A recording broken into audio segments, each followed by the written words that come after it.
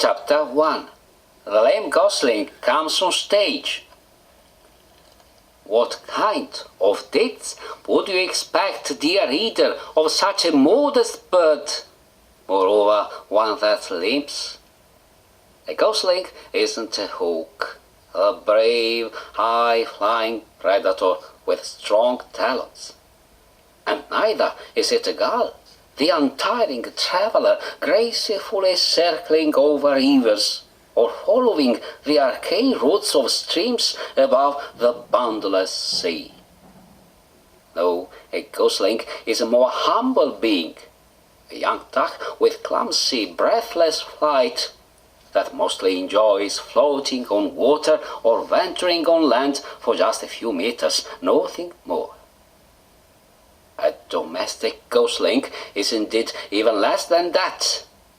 He can be seen wandering all day through the farmyard, sluggishly tottering from poultry pen to barn and back again, and always exuding that hesitant, seemingly highbrow air due to its limping walk.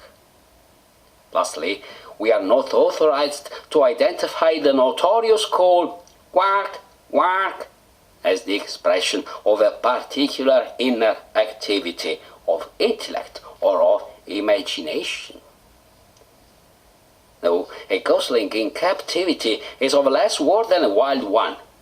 At best, he will reach the nearest stretch of water to devote himself to the beloved exercise of flotation, and we certainly couldn't talk about any amazing deeds.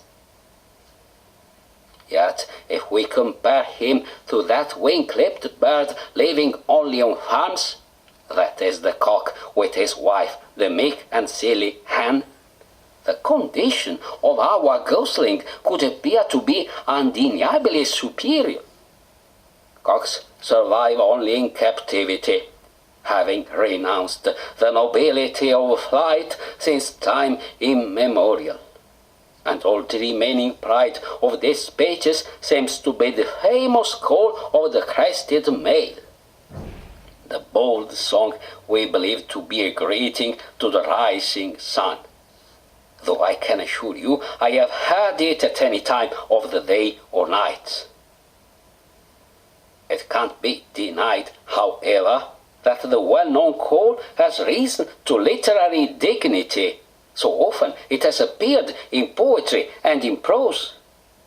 And as soon as whichever ordinary cock begins to honk, he would knock the spots off our gosling. This being the case, what shall we do if even the vulgar poultry has a higher reputation than a gosling? And if the gosling at hand is by chance a limping one, and I do not mean provisionally but irremediably limping, what kind of deeds should we expect of him? He will be not only hindered in strolling but also in swimming and in flying, unable as he is to take such high leaps to fly up.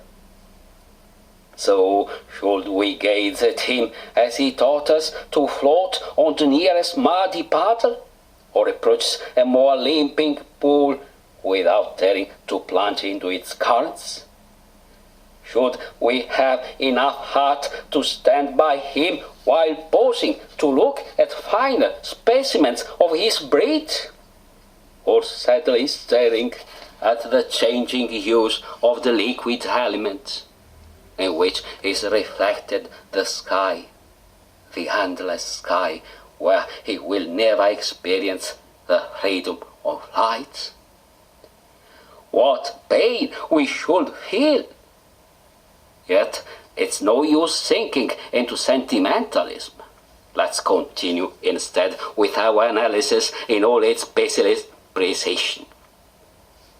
We can suppose the unhappy animal is prone to a depressed, ebulic mood, but also that its vitality has been thwarted, and as a consequence a bold fantasy has developed, a yearning for high achievements, for interior spiritual conquests. And why not? I do like to imagine our gosling tormented by metaphysical aesthetical longing, the never satisfied yearning for neither born nor mortal beauty, the eternal vision, supreme joy and abasement for our stumbling walk through this puzzling life. What an inner orgasm would experience! And swaying between states of excitement and gloomy fits of depression, we must recognize that our psychotymic gosling is affected by manic depressive neurosis and the need of a psychiatrist.